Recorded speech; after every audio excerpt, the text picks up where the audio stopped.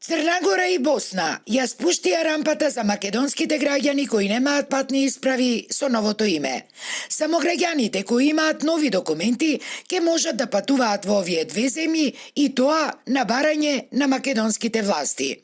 Наместо државата веднаш да почне да ни нуди решенија за ублажување на штетните последици, кои веќе силно ги чувствуваме од хаосот со промената на личните документи, кој што самата го направи, таа дополнително не дозакопува.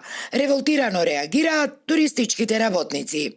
Еве денеска добивме известување од Црна Гора и од Босна и Херцеговина дека тие се информирани од нашата држава дека пасошите и личните карти со Република Македонија нема да важа после 13 февруари. Тоа значи дека тие со големо жалење изјавува дека жалат за меѓутоа мора да го почитуваат барањето на нашата држава. Значи, нашава држава има пуштено известување за да не пуштаат.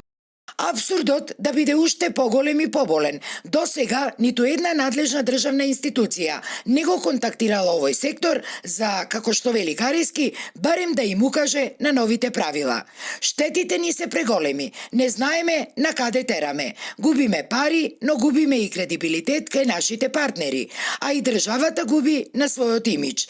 Почнавме да служиме за подсмев, вели Кариски и се чуди зошто министерот за надворешни работи додека прави фотосесии по лично избрани амбасади и конзулати, не побара од земјите известна толеранција на рокот на важност за постоечките документи. Општо познато е дека само државата која што ти издала патната исправа, само таа дека може да ти ја укине, да ти ја прекине. Инаку, значи, ние една друга држава не верувам дека ќе ни направише забрана за влез. Дали Германија се работи или Хрватска или било која европска, па и светска држава. Која интересира, ако си имаш важечки пасош, наместо да ни помогнат, ни одмогнуваат. Препуштени сами на себе, без апсолутно никаква помош од државата, туристичките работници се обидуваат сами некако да ги зауздаат галопирачките загуби, кои веќе поминале над 50%. Затоа апелираат владата итно да преземе мерки и како што тоа се постигна со старите лични документи дома да важат до нова година, истото да се направи и за надвор од државава.